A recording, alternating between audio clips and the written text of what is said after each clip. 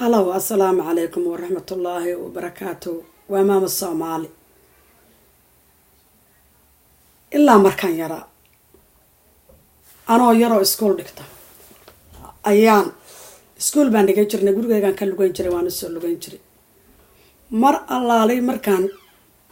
محاضرة ميلا دقو ودادو أيام محاضرين جرين مركاسي وحي دي جرين عذابتي دمر كباو بطي إن دمر بالعذابية dumarka waxaa la yiri lugahooda jannada waa inay nimankooda nabigu wuxuu yiri calayhi salaatu wasalaam waa in haddii qof loo sujuudayo ilaa nimankaa loo sujuudaya naagu hadday ninkeeda isku diidaan waa ka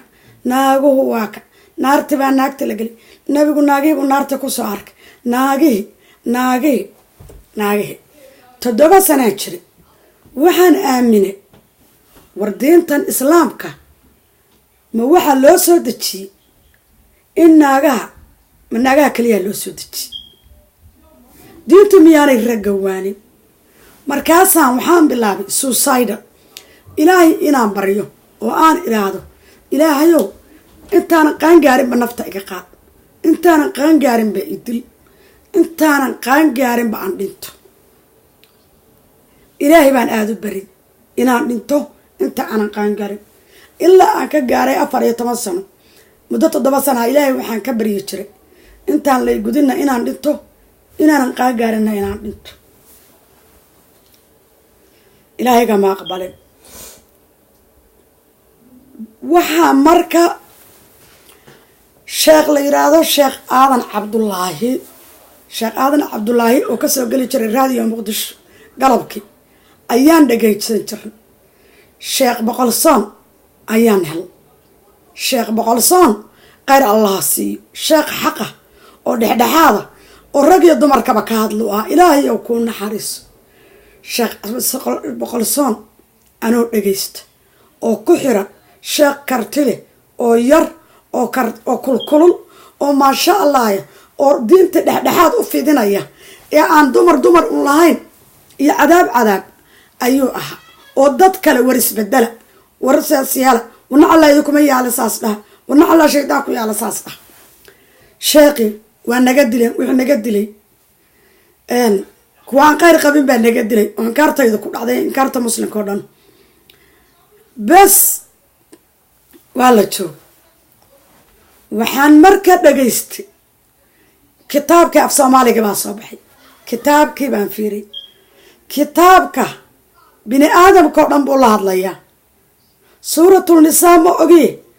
qayb dumarka in badan sidan ay absaas ugu noqdaan wadaadada Soomaaliyeed uga hadlaysaba ma jirto cadaabtan faraha badanina ma jirto mar walba waxaad maqlaysaa ilaahay waa qafuurur raxiim ilaahay waa ciqaabul shadiid quraankii baan akhriyo suuradii ugu horeeyay iyo halka uu ka bilowdo bismillaahir rahmaanir rahiim ilaahayga naxariista guud iyo mid gaar ahaaneedba naxariista ayay suurad walba ka bilaabanaysaa 410 ka suuradeeda quraanku yahay iyo ilaa suuradii barabasan la dhahaane war waan yaabay war waxaan iri sheekadani xagga iska qaban laada maskaxdayda baa waxay bilowday inay ku weeshan garayso kitaabkii af Soomaaliga aqriyayna sidan u leeyahay wadaadadina sidan ay leeyihiin anabay xagga arintu iska qaban laada waxaan ku aasaday wadaad Soomaaliya inaan dhageysan laakiin kitaabka aan dhageysto dibadii markaan imid luqadda Ingiriiska baan bartay waxaan daawaday culimadii islaamka sheekh Axmed Didaad sheekh Yusuf State maxay ay tahay sheekh Zakariya Niil culimadii waxay ka hadlayaan dahool kitaabkii oo dhan laakiin kama hadlayaan nin loo sujuudo iyo dumar iyo kama hadlayaan culimadii waxay ka hadlayaan sidoo raggi bay clearly ula hadlayaan sida sheekhan yarasan baabuyaanka sheekh Ismaaciil oo kaleet clearly hol diintii bay ku sheegayaan waxay ku sheegayaan wixii dhacay wixii dhici doono waxa iman doono rasuuladii inuu way of life ba diintu tahay diintuna dumarka kaliya ayna ku soconi yaa bani aadamu oo dhan ay ku socoto ilmihii aadano idin waan yaab aniga baa isla hadlay waxaa clearly ii caddaatay waxaan dhagaystay sheekh cabdiraxmaan gariin waxaa ii caddaatay 4 mahbadooda adduunka barjoo adduunka in diintu rag iyo dumarka ay ka hadasho laakiin culummada Soomaaliyeed ay dumarka ku ataagarayso sida ay rabaan dumarka inay ka yeelaan iyo dumarka inay ku abiyuusaan diinta in ay dumarka ku terrorize gareeyaan oo ku torture gareeyaan oo ay cabsi ku geliyaan waxaa fiiriya diinta meel ilmaha ulinta loo qaato naftaha laga jar ay ku qoran tahay iyo hal torture gareeyo dumar iyo caruur kuma jirto cimaamad baa laga hadlay again waxaan ogaaday dhaqanka Soomaaliya ka jiro ama caraba ka keenana iyaga ma wataane in ay dumarku nabiga calayhi salaatu wasalaam middle east intaanu dumarka imaanin dumarku intuusan nabiga calayhi salaatu wasalaam intuuna imanin inay dumarka xabaali jireen raggiis carabti iyo Soomaalida haddana ay ka soo qaateen dhaqankii ma xabaali karaan dumarka oo ilaahay baa ku yiri nafti nafgayso cadaabul shadiid baan gelinayaa ma garatay cadaabtaydaan gelinayaa marka laakiin inay maskaxiyana aasan inay dhulka na dhigaanaysan inay anagi carruurtayada madaxa nooga taagnaadaan inay dhulka na geliyaan oo cagta hoosteeda na geliyaan oo aanay nooga naxariisanin waxba waan dhagaystaa 30 sano dalkaygii rag baa rogay rag baa wareeriyey dumarkii rag baa laayay dalka iyagoo dhan baa baabi'iyeen quxuutay naga dhigeen hantidayadii bay burburiyeen waa kala dhaceen waana dhibeen hoob iyo balaayay nagu fureen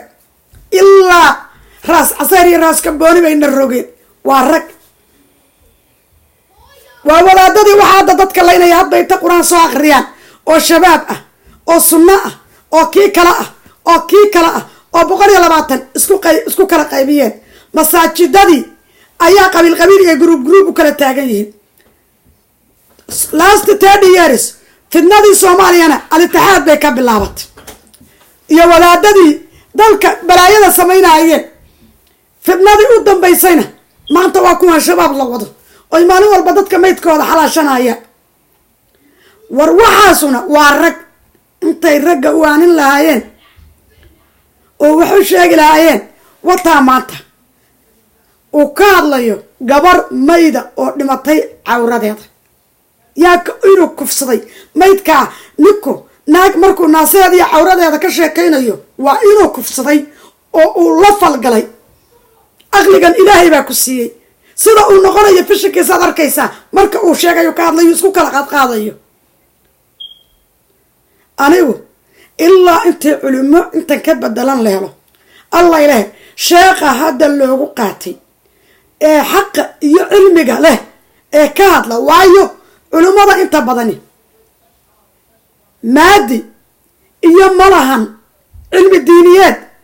ku filan midna ma haysto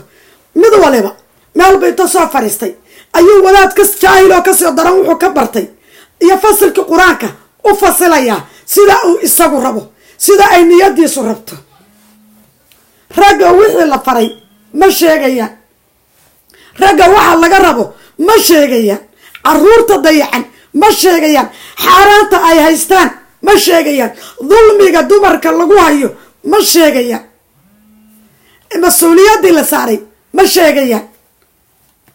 dumarka inaan tii hore adoo ninnimo ugu filnayn oo aan masaariif ugu filnayn adan mid kale guursanaadan caruur ku rarin kama hadlayaan caruurta laga tegaya kama hadlayaan caruurta habeen iyo maalin la kufsanayo hal mar bay ka hadlayaan hadday ka hadlaan ama kama hadlayaan ilmaha usha lala dhacayo sidii waxaan la dhalin oo diinta la nacsiinayo kama hadlayaan haddaba saaka go-aan baan gaaray sheekh Soomaaliyeed dhowr sheekh hal sheekh mooyaane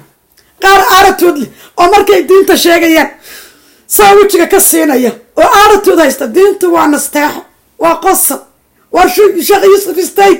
fiiriya marka uu diinta nasteexaynayo شيخ زكريا فيريا شيخ زكريا نيل فيريا شيخ يوسف استيد فيريا والرجل علمي برتي دينته waxay kula dagaalamaan diima dadka kale oo ka soo horjeeda ragga kale iskaga dhiciyaan dumarkoodii carruurtoodana diinta way u macaanayaan oo iyaga qoslayay noon istaxiyaan laakiin dumarka maydka afarjigooda iyo naasooda kama hadlaan cadaab lama dhaho ma joojiyaan culummada Soomaaliyeed alxamdulilaahi rabbil caalamiin anigu luqada kalaan bartay oo afka Sawaaxiliga iyo afka Ingiriiskaba waan aqaanaa laakiin milyan aan luqad kala aqoonin ayaa u baahan inaad diinta xaqa ugu fasishaa dumarka diintiina dumarka kaliya diinta aad dumarka kaliya ka sheekaynaysiin iyo diinta aad ku xalaalaysateen naagaha badanaydaan masaariifta u haynin iyo diinta aad carruurta in la dila oo kay uga dhigteen iyo diintii islaamka oo sharafta lahayd ood idinku u tafsiirateen sida aad niyadiinu rabto iyo dumarku abayuuskiina inay abayuuska ragga raalli ka noqdaan oo dumarka ku wajahan go-aan baanu ka gaaraynaa inaanaan idin dhagaysan diintii baad naga cayrinaysaa dumar cadaab soddonka suuratul nisaa ayaa dumar kaliya ku badana qusaysa inta kale idinka idinla hadlaysaa maad is dhagaysataan maalinta kale raggan adduunka rag ay u sheegtaan oo halka xadiiska looga baahan yahay aad sheegtaan annaga ilaahay baaba na hanuuniyo dhiig iyo dhac muslim naga badbaadiyey markaad lugaha iyaga iyo cawradayada ku mashquulaysaan war dhiigga dadka iyo gabar qaawan yaa daran war madax la qaawiyo dhiigga muslimka iyo dhaca muslimka yaa daran war maad ka hadashiin carruurta la kufsanaya maad ka hadashiin culummada Soomaaliyeed gabar joogta North East Kenya ayaa nin walaad idinkoo kala qabay wuxuu yiri kitaab buluuqan akhrinaya markaasuu maalin walba wuxuu ka sheekayaa dumarka caadadooda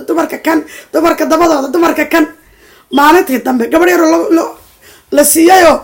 odayaalkii la kala gadanaya carruurtayda kitaabkii intay qabato ku istaagtay ayay ku tiri adoo tabartaaduba taaqtaaqdaadu inta tahay waa kitaabkii cilmigu fasirayay intay ku istaagsamay tiri war adoo tabartaada iyo taaqtaaqdaaduba inta tahay maxaa dumarka ku daba dhigay ood maalinba dumar uga hadlaysa dumar u leedahay markay ku istaagtabay dabna ku shid imika anugu kitaabka qur-aanka dabkuma shidayo diintaydana waan jeclahay in badan oo idinka hadlaysana oo culimo isku sheegaysana waan ka qayr badnahay waa wallaahi waa bilaahi waa tallaahi alla xaq lagu caabudo ayaa markhaati iiga ah ee waxaan riyo ku arkay nabiyuna maxamed calayhi salaatu wasalaam waad qaldaysaan oo la hadlay oo la sheekaystay oo aan sheegay oo weydiiyey inaan u shaqeeyo oo iyiri waqtigaasaad ii shaqaynaysaa tanaana ka mid ah aan maanta wado war diinta dadka ha nacsiinina war diinta ha nagu dirinina war diinta waa nasteexe idinkoo faraxsan oo wejigiina iska dhigaynin inaad dadka ka qabweyntiin noo sheeg war ha nagu mashquulininoo madaxayaga iyo dabadayada iyo deeqa afro baa tiri iyo maama milyoon baa tiri ha ku mashquulinine wixii ilaahay bini aadmigoo dhan ha ku qaybtii dumarka kaliya ha ka hadlinine intaad xaq noqotiin raggana dhibay oo na burburiyey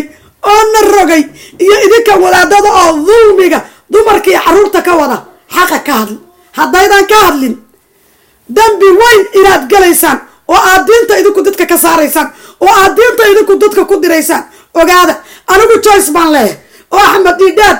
iyo Sheekh Zakariya Niil iyo Sheekh Yuusuf Istayd iyo Cabdiraxmaan Gariin iyo Sheekh Ismaaciil baan maanta dhagaystaa laakiin imise ayaa intaa luqadaha garanaysa luqad kala garanaysa Soomaaliya diinta waanu u baahannahay kitaabka dadka wada bara haddaydan barin waxaad arki doonteen Soomaaliya oo in badani diinta idinka carartay in badani oo dumarka iyo carruurta u badan yihiin diinta idinka carartay ayaad arki doontaa adduunku sidii hore maahan koobkii yaraa ee Soomaaliya laydikuma xirna wallaahi carruurtanaad dilaysan diintaad ka cayrinaysiin wallaahi dumarkanaad maalin walba iyagoo dhibaataysan aad dulminaysiin oo idan rag soo jeedin cadaab leediin cadaabta idinkaa galaysin oo ilaahay way idinkaga cararayaan diinta oo allaan idinku dhaartay dembiga aad gashiin waxaa inoo sheegeen naloogu sheegay diinta kunkii qof oo la cadaabaya sheekh mahdaba oo 4 mahdabadood ka adima in naarta loogu hormariyo waa maanta culimada soomaalida ah meel kasta ha joogaan ilaa in yar ma ogi diinta haddaydan saad ku fasiraysaan iyo dumarka aydan ka harin oo aydan dumarka xaqooda iyo caruurta xaqooda ka harin in badan baa diinta dartiin uga cararaysa wasalaamu calaykum waraxmatullaahi wabarakaatu waayo gaalkii baa qoslaya oo kule soo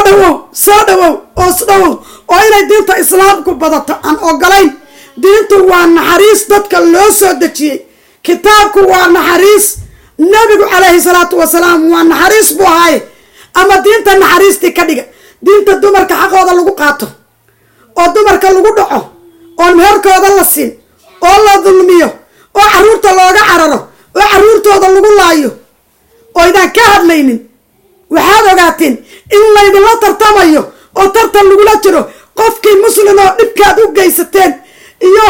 diinta xaqa aad ka hadli waydaan dulmiga aad samaynaysaan culummada soomaaliyeeday dumarkii caruurta markay idinka cararaan aakhirana ilaahay naar buu idinku geynaya qur-aankaad barateenna wuu idin qabanaya wasalaamu calaykum waraxmatullahi